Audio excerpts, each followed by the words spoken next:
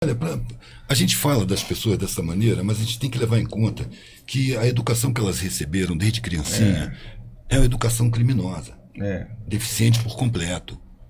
Ela prepara os profissionais para o mercado, você não pode pensar em nada. Sociologia tira, filosofia tira, história persegue, tudo doutrinando, tudo comunista. Tá homossexualizando os meninos e as meninas. Sacou? Difamação pura, infantil. Verdade. Mas que formação tiveram essas pessoas para se deixarem enganar dessa maneira, velho? Fala, pessoal, flopados hoje.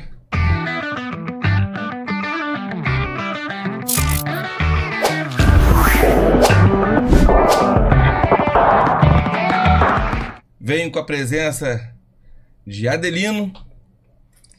Boa noite. Dark Freitas, meu amigo e irmão. Boa noite a todos, mais uma vez.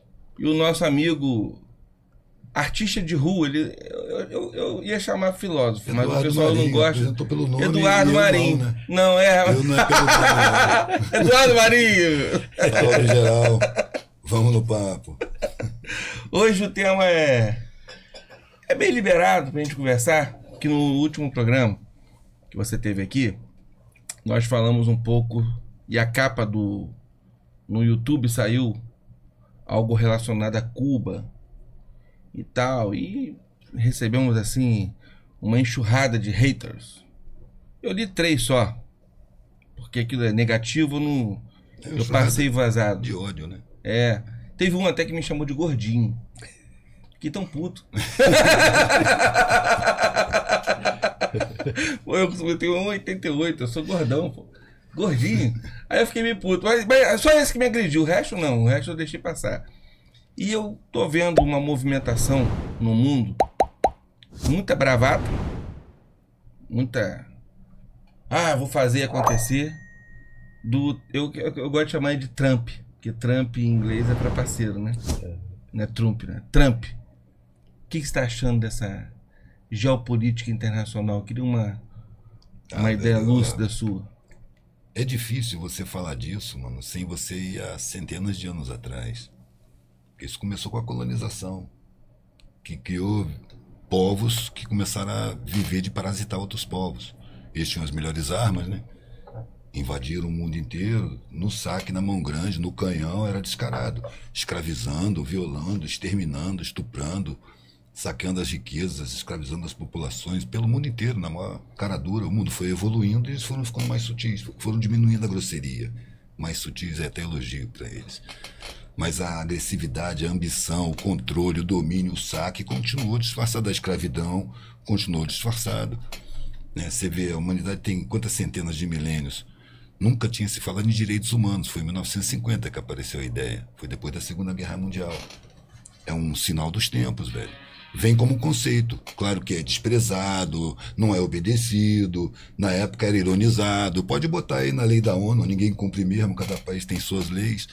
E aí que surgiu, hoje já tem Ministério dos Direitos Humanos, que também não adianta muito não. Você vai ver o sistema carcerário, pô, cadê esse ministério? Sacou? Não tem direitos humanos. Você vai na Amazônia, vê lá os Yanomami ainda, as crianças nascendo com déficit de inteligência, poluída com mercúrio, com artrose, doenças horrorosas. Cadê os direitos humanos? O poder ainda está na mão do controle financeiro, da ambição, dos grandes ambiciosos do mundo, dos grandes vampiros da humanidade. E hoje também dos belicistas, né? Porque as armas estão mais sofisticadas, né, mano? Estão mais sofisticadas, já tem arma não pilotada, tem os drones aí. Tá sofisticando, mas ao mesmo tempo está se revelando muita coisa. Nós estamos em tempo de revelação. Você viu a parábola da piscina que eu fiz? Não, como é que... Você viu, Dark? Vi. É como se a sociedade fosse uma piscina que estava abandonada há muito tempo. Aí você vai lá, olha, pô, a água parece limpa, você pega ela, tá límpida, cheiro, não tem cheiro, mas pô, o fundo tá escuro, cara, tá estranho esse fundo. Aí você vai, pega uma vara e vai lá no fundo. Foi o que aconteceu nesses últimos anos. Revolver o fundo da sociedade e a podridão veio à tona. Antigamente a perversidade era mais escondida, as pessoas não tinham orgulho dela. Hoje as pessoas ostentam com orgulho a capacidade destrutiva, o poder de matar, de fazer mal ao outro, desejar o mal ao outro explicitamente. Né? Estão exibindo com orgulho. É tempo de revelação, mano. O processo de mudança não para em momento nenhum. As pessoas enxergam muito curto o caminho. Muita gente, mano, eu tenho essa sensação, sente como se o mundo começou quando eu nasci e vai terminar quando eu morrer. Então isso nunca vai mudar. Realmente, no espaço de uma vida, não vai. Não vai mudar muito, porque se tiver uma visão mais acurada, você percebe mutações de geração para geração. Só que são pequenas mutações. Eu acho que no fim das contas, velho, a humanidade tem como destino a harmonia social, a harmonia planetária, com a ambiental no meio. Agora, o que a gente vai precisar sofrer para chegar nesse ponto? Estamos sofrendo hoje com clima. um maluco, Olha o doente clima. mental. Não é só isso não, a terra está envenenada, o ar está envenenado, a água está envenenada, você está pegando a hora da torneira, está cheia de agrotóxico. Sacou? Tem um monte de coisa acontecendo. E esse maluco que está aí, ele não está no poder, ele está no posto mais visível de mando. Mas o poder está longe dali, mano. O poder está no bastidor, não está no palco. O palco é o lugar onde os holofotes da mídia botam as luzes para as pessoas pensarem e terem raiva desses caras. Não é preciso ter raiva desses caras, não, mano. Eles foram colocados ali por gente muito pior que eles. E que paga de sofisticado, refinado, fala várias línguas, viaja pelo mundo, tem jato, tem um exército particular para defender ele. Está no mercado financeiro, nos BlackRock da vida, dono de bancos internacionais. Famílias já conhecidas, estão aí, se conhecem. Eu tenho visto uma mudança.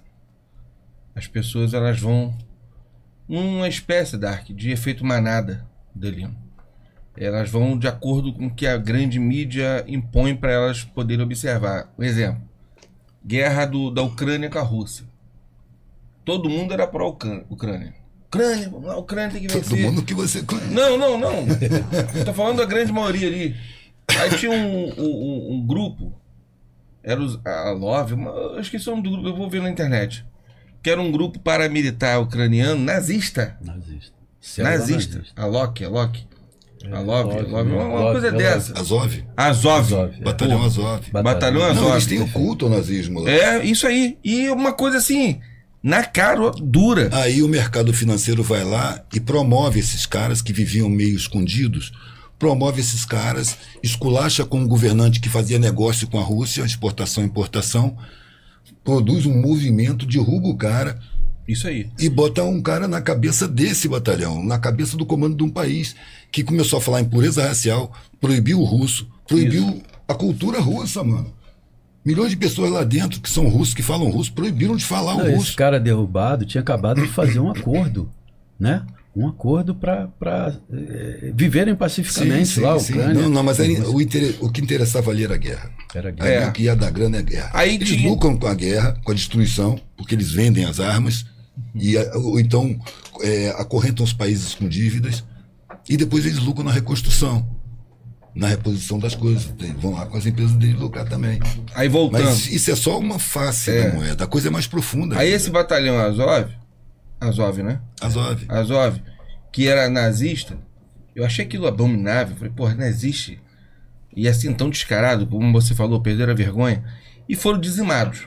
Ficaram dentro de uma refinaria lá, um negócio desse. Foram dizimados pelos russos. Eles não tiveram treco. Mataram até o último. Tem batalhão Azov. Não, mas acabaram com os caras. Não, eles começaram a se acovardar, se recusar a ir pra frente de batalha e tal. Arrebentaram com eles. Ficaram escondidinhos. Mas uma galera aqui, que também é da extrema-direita, ficou muito entusiasmado com a Ucrânia. Quando os americanos começaram a ajudar, criou aquele rebuliço. Agora que o Trump, eu não gosto de chamar de Trump, porque Trump é trapaceiro, né? O Trump tá ajudando o Putin, que é outro puto. Duas bostas. Verdade, acho que ajudando não é a palavra. Sei lá qual é o termo. Pode?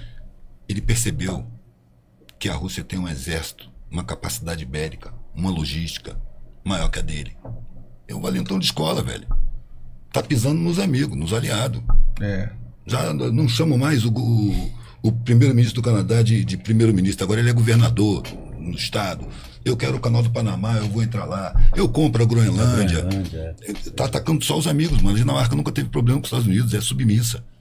O México nunca teve problema. E ele não vai pra dentro da China de jeito nenhum. Olha como é que ele trata os aliados e como ele trata o Putin. Putin é meu amigo, me dou muito bem com ele. Não, Xi Jinping é um cara legal. Vamos sentar entre nós, os fortes. É o valentão de escola, mano. Encontrou gente que tem condição de peitar ele e sorri quando ele ameaça. É mesmo? Tu vai fazer isso? Tenta. Não, peraí, vamos conversar. Já tomou um soco no nariz? Não, pé da vela. Sabe qual é? Ele afina. Sabia que você sangra? Meu irmão, olha só a notícia. Lembra do Vietnã? Olha a notícia que eu soube hoje, mano. Grandes empresários dos grupos de sustentação do Trump estão fazendo um negócio com grandes empresários russos da área do petróleo. Sabe qual foi a proposta, mano? Eu vi antes de sair de casa, velho. Já estava atrasado, esperando ela. E tava vendo. Caraca, olha só, o golpe dava pra você rir, assim. Eles estão dizendo... Houve uma proposta do Trump pro Putin de arrefecer as sanções e a Rússia poder voltar a exportar gás e petróleo para a Europa. Só que a Rússia deve vender as refinarias de petróleo que ela tem na Europa para os Estados Unidos. Então a Rússia vende o petróleo, os Estados Unidos refina e os dois vendem para os europeus. Só eles ganham. Meu irmão, aí eu lembro da retórica dessa guerra aí. Putin não era o demônio, o sanguinário. Mas os caras agora estão apoiando invadir. Aqui no Brasil virou Putinmania. O que era contrário agora virou a favor. Eu não tô vendo. Porque são os baba-ovo do Trump. É o pessoal que baba-ovo. Mano, olha, a gente fala das pessoas dessa maneira, mas a gente tem que levar em conta que a educação que elas receberam desde criancinha é uma educação criminosa. Deficiente por completo. Ela prepara os profissionais para o mercado. Você não pode pensar em nada. Sociologia tira, filosofia tira, história persegue. Tudo doutrinando, tudo comunista. Tá homossexualizando os meninos e as meninas.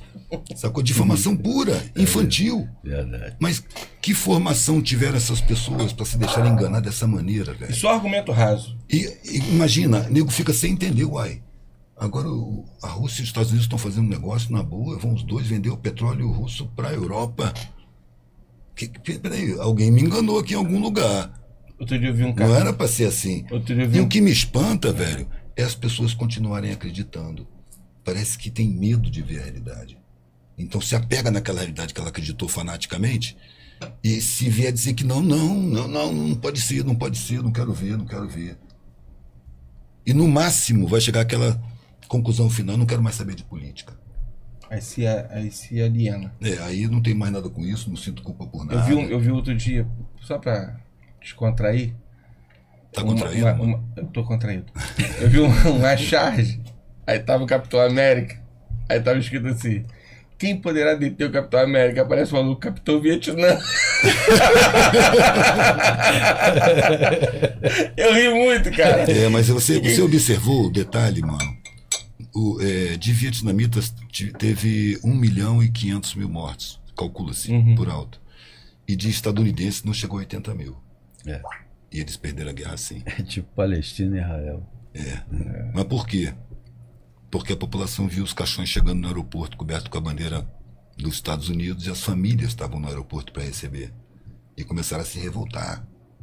E começaram a fazer manifestação de rua. O Kennedy foi eleito, acho que prometendo acabar com a guerra do Vietnã. Foi morto na posse, né? Não foi na posse? Não. Tava na rua. Já tinha um tempo de governo. Então, 2 anos. Metade do governo. Mexeu com o grupo das armas, mano. A indústria armamentista, ela é demoníaca, velho. Cara. Ela produz guerra para poder vender armamento. E os povos que se lixem, mano. Depois a gente vende medicamento também, que vai ter um monte de ferido. Hoje eles mantêm mais ou menos umas 30 guerras na África.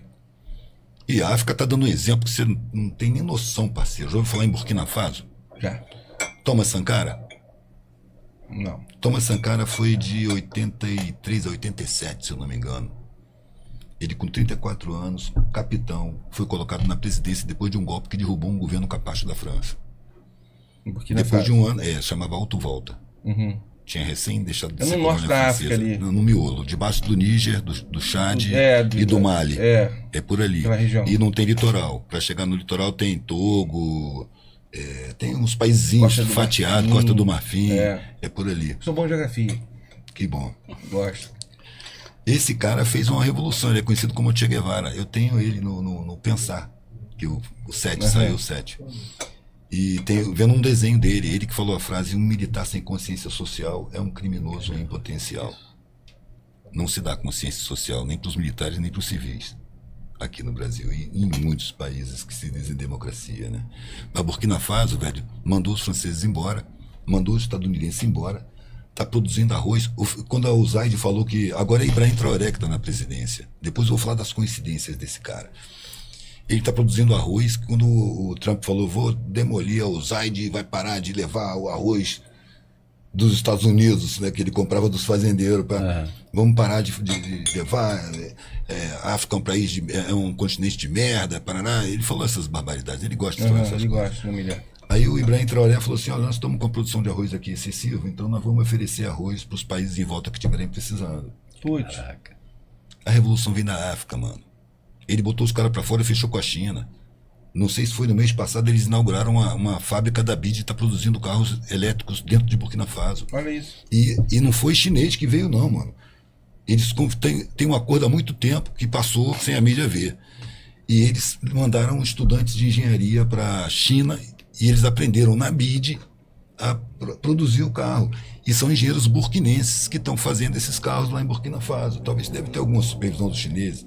Tem um contrato de um tempo, depois a tecnologia fica. Tem essa. O negócio com a China. Eu vi outra entrevista do Thomas tecnologia. Sankara que ele fala exatamente isso. A diferença entre o americano e a China é que o americano só suga, só explora. E a China não, ela troca. É. Ela E não é só isso, oferece não. Tem também uma tecnologia. Tem Isso é exatamente isso que você tem falou. um vídeo que viralizou na internet. Eu fico puto comigo porque eu esqueço o nome das pessoas e não dou o devido crédito. Mas fica aqui acreditado. É um vídeo de um congolês e ele falando da situação do Congo e tal. Aí ele falando da relação deles com o americano e deles com a China. Aí ele disse, qual é a diferença? Os caras querendo impor o capitalismo de qualquer forma, que o capitalismo é melhor, não sei o quê. Eu falei, cara, os Estados Unidos, quando a gente rompe, quando o contrato não tá bacana, eles montam uma base militar aqui e impõem na força. Sabe o que a China faz? A China vem com outro contrato. E com outro contrato. E com outro contrato. Até a gente conseguir se adequar. A diferença dos caras. Desde 1945 até agora, a China se meteu em 0 conflitos militares no mundo. De lá pra cá, acho que não teve um ano que os americanos não tivessem entrado numa guerra. Mas deixa eu terminar de falar do Burkina Faso, velho. Pode terminar o tempo que você quiser. Ao mesmo tempo que Burkina está negociando com a China e ganhando tecnologia em eletricidade automotiva, ela está negociando com a Rússia também em armamentos. Ela está fabricando seus próprios drones, já está adquirindo mísseis, aqueles hipersônicos que os radares ocidentais ainda não detectam. Sabe? Os caras estão fazendo a revolução. É o que eu sempre disse, velho. Se houver uma revolução social, ela vai vir da periferia. Vai vir dos explorados, vai vir dos que não tem nada a perder. E a África, diante dos outros continentes, é quem não tem nada a perder, quem foi sempre saqueado na cara dura. Tanto que agora eles estão botando um monte de arma lá e estimulando um monte de bando terrorista, porque os governos estão peitando. Não, a gente não quer mais vocês. E a China entrou agora com um processo de melhora na agricultura deles, porque para o chinês é muito mais prático ele pegar ali na África, em termos de logística, do que comprar de outros países fora daquela área ali. Então eles estão muito que equipando esses países africanos que sempre tiveram periféricos no mundo, que teve uma época que teve uma catástrofe em Moçambique, naquela região, morreu mais de 700 mil pessoas. Mas lá é direto. Um terremoto e ninguém divulgou. Lá é direto. Não teve uma divulgação. Ninguém falou das guerras da Somália. G1, de nada. Morre milhões de pessoas nuclear jogado no mar da Somália. Não tem nada, ninguém fala nada. Então, assim, realmente era um continente de saque. Totalmente esquecido. Era de sangue esquecido? Não, mano. Não, esquecido. É omitido. Omitido, esquecido do cacete, mano. As empresas estão lá, bancando um monte de grupo terrorista, estão lá no Sudão. Estão roubando minério lá. Entra por Uganda. Os caras subornam lá as autoridades de Uganda e passam as armamentos e alimentam um grupo que é congolês mesmo, que estava contra, mas não tinha força. Aí os caras estimulam, treinam, aí toma a mineração e depois a gente compra a mineração de vocês. E em troca a gente dá arma. E é assim que eles fazem. E estão se esclarecendo. Tem outra fala, não sei se é de um sul-africano, velho, que ela está entrevistado e uma jornalista europeia pergunta por que você está preferindo fazer negócio com a China. Cara, o que ele falou do chinês é uma denúncia contra o ocidental. Não, porque o chinês entra no nosso país e estuda as nossas leis. E ele age dentro delas. Ele não entra no legislativo, ele não tenta derrubar governo, e tem outra. Ele é discreto, educado e cumpre o que promete. Contrato, né? É. Que eu acabei de falar do congolês. É. Sacou? Ele tá falando o quê? Que o europeu chega aqui, mano, faz contrato e não cumpre, saqueia mesmo, suborna a gente, financia terrorista para dificultar a vida do governo, quer modificar o nosso sistema, botar um presidente capaz como sempre. Porque foi assim, né, velho? A independência gerou países que eles fizeram de tudo, mano, para corroer a estrutura por dentro e botar no poder de mando, nos cargos de mando do país de administração, os deles. Que são exatamente os traidores da pátria, mano. Que entra para louvar o estrangeiro. Entra para servir o estrangeiro. Às custas do sangue do seu próprio povo. Entregando as riquezas que deviam estar cuidando da vida do povo. É assim que eles estão agindo, mano. Estão infiltrando. Fizeram isso na Ucrânia. Mas para isso eles precisam encontrar os piores. Agora... E os piores se denunciam. Como eles começaram a atacar a população russa... A Rússia começou oferecendo armas para... Oferecendo não, eles pediram ajuda. Entra aqui que eles estão atacando a gente. Mataram de 2014 a 2016 14 mil donetskianos, não sei como é que chama, aquela parte da leste que era a população russa. Foi atacada, mano. Direto, canhão, e sem dose. Surgiu uma supremacia ucraniana. A raça pura ucraniana, seja lá o que for. Mas é a índole nazista. A índole exterminadora. Qualquer um que não é como eu tem que morrer, ou então tem que ser meu escravo. Essa é a índole. O mercado financeiro, os grandes poderosos do mundo, pegam essas pessoas e botam nos poderes, velho. Aí os caras começaram a fornecer arma. Não deu. Eles entraram. Aí empurraram para trás o exército ucraniano e perguntou à população: quer fazer um referendo? Vota aí se vocês querem ser Rússia. E os caras votaram. Não, a gente quer ser Rússia. Sacou? E virou. Aí a Rússia falou: é tudo meu. A própria população que escolheu. Primeiro foi a Crimeia, em 2014 ainda. Depois de derrubar o governo e botar o Zelensky lá, a Crimeia já falou: não, eu quero ser Rússia. Fez um referendo lá por conta ainda. E aí fizeram. Os caras atacaram pra caralho a Crimeia, a Rússia entrou, botou seu exército, blindou. As coisas estão acontecendo, mas as coisas estão vindo à tona. A perversidade está empoderada. Eu acho que nós estamos vendo um momento muito importante, que é o fim de um império. Eu acho... Não é o fim ainda não, mano. Essa agonia demora, velho. Essa agonia demora. Não é tão rápido assim. Não. Eu gostaria que fosse. Também. Eu gostaria de ver o mundo justo. Mas eu sei que eu não vou. Eu estou participando do processo, de um jeito que me satisfaz. Mas eu sei que eu não vou colher esses frutos. E isso não me desanima, não. Quantos lutaram antes de mim? Quanta gente que eu admiro, mano, que eu descubro na história da humanidade. Eu falo: caraca, esse serviu pra cacete. Adiantou um monte de... Até hoje o nego lembra do cara e tem lições do cara. Quanta gente passou assim pelo mundo, velho. Não só pelo mundo, até pelas nossas vidas mesmo, nossa família, nosso dia a dia. Pode crer. Eu ganhei a noção de que a família é a humanidade inteira, mano. Isso aí. A minha família é planetária. Eu tive essa oportunidade de reflexão porque a família toda cortou relações comigo quando eu tinha 19 anos. Você teve que pegar a família do mundo. Os amigos, os desconhecidos, todo mundo se afastou. Você hoje é meu irmão. Eu falei, pô, a família é muito mais do que eu pensava. Eu gosto de uma coisa que o Eduardo falou uma vez, que todo mundo sempre falava assim: o dia que o morro descer, aí vai mudar o caos. Vai descer pro asfalto, aí muda tudo. O Eduardo fala o contrário. É o dia... No dia que não descer. Eu começo falando assim, cara, todo dia, escuro ainda, o morro começa a descer pro asfalto. A periferia começa a ir pro centro. Começa a alimentar os... Vai na manhã inteira lotando os transportes, todo mundo. É um movimento de diástase e daquele coração, sabe qual é?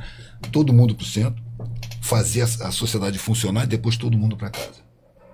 No dia que isso não acontecer, a sociedade não funciona. Desobediência civil? Não, ninguém ir. Eu não quero botar um título, mano. Sacou? Desobediência civil. Não quero botar um título. Tô dizendo, não ia ser explorado, não vou mais. Vamos dar meu jeito aqui, vamos dar o jeito da gente, vamos fazer uma horta. Aí eu conserto sapato, eu conserto panela, eu construo casa. O problema vamos ficar por aqui. Não vamos lá, não. Mas lá onde a polícia dá geral quando a gente vai de fim de semana. Falta consciência para isso e falta reservas. Mano, se você falar em falta de consciência, você vai ter que falar em falta de educação decente, que mereça o nome, de você tirar a informação da mão de empresa que visa lucro, sabe como? Você tem que fazer uma modificação geral na sociedade. Mas é preciso perceber. Essa é uma oportunidade que a gente está tendo, esses acontecimentos aí, da Rússia está combinando agora com os Estados Unidos, dá para perceber como é que a gente é tratado pela mídia. Eu tava conversando com ela no caminho, velho. Como é que esses jornalistas olham pra câmera agora? Eles não estavam babando de óleo contra o Putin, que vai invadir a Europa, que é inegociável, o cara é um troglodita, não pode, inimigo, e agora estão se afogando. Eu falei agora há pouco, eu estou mudando. E aí o profissional vai voltar pra frente da câmera. Mas é uma reflexão que eu fiz há muito tempo. Cara, como é que fica a consciência dessas pessoas, velho? De repente, eu acho que algum espírito me falou. Ué, fica tranquila, eles não têm consciência, eles só têm ambição. Eles rendem a consciência para a conveniência deles, que é material.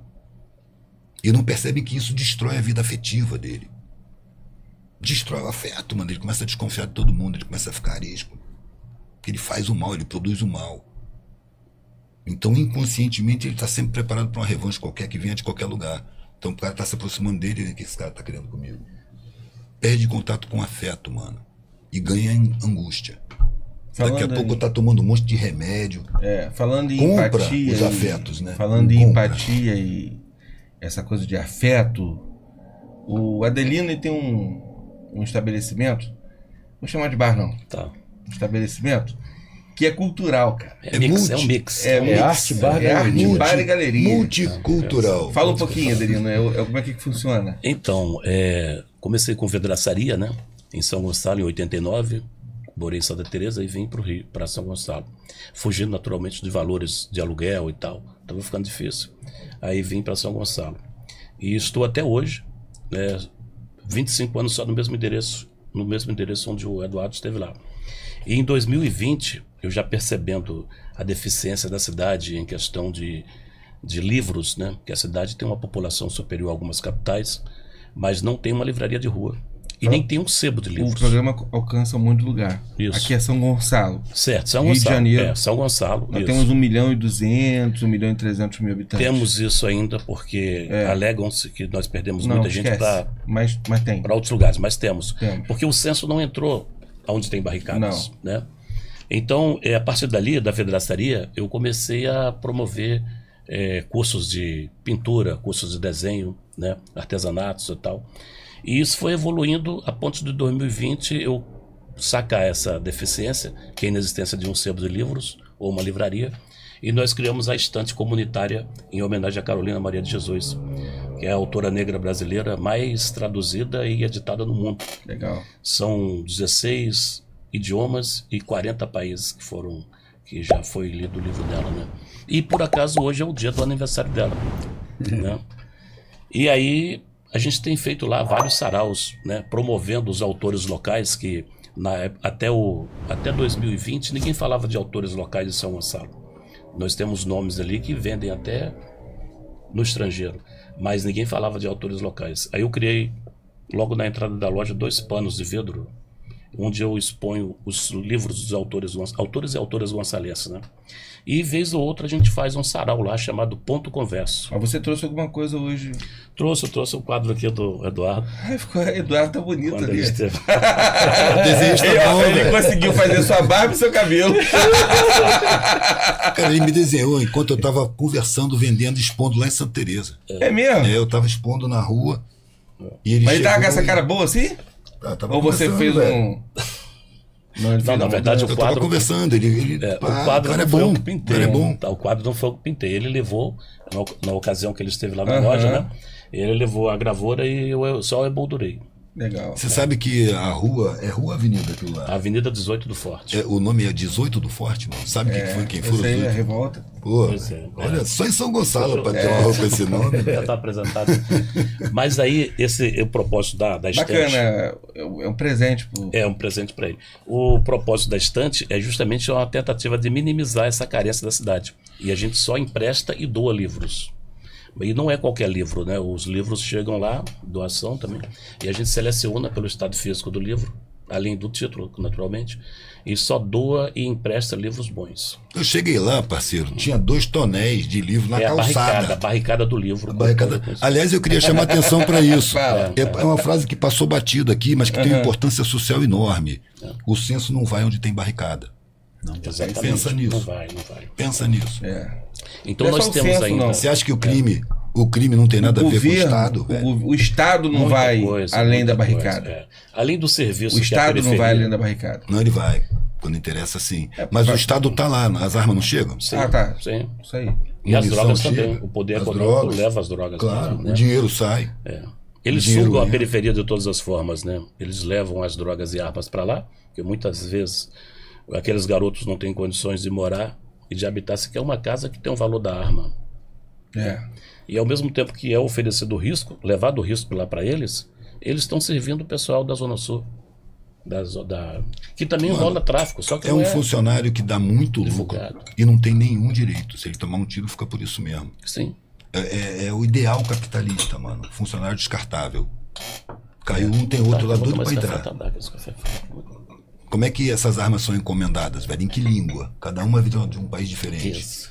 Quem é que tem acesso a línguas? Quem é que tem acesso ao mercado financeiro, aos labirintos dos bancos para passar um dinheiro por aqui, sair limpinho do outro lado e pagar lá? E mandar trazer a droga lá de fora do país para aqui para dentro. Não é dada a oportunidade. É todo o esquema, meu irmão. Aí depois as câmeras miram nos meninos e falam, eles são os chefes do tráfico. Meu irmão, esse é colarinho branco, gente muito rica. Sim. Eu sugiro a leitura da entrevista do Flávio Negão, lá de Vigário Geral, no livro do Eni Ventura, Cidade Partida.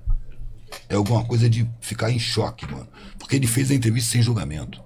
O cara teve a liberdade de falar o que ele pensava com os valores que ele vivia. Sacou? E é tosco, é brutal.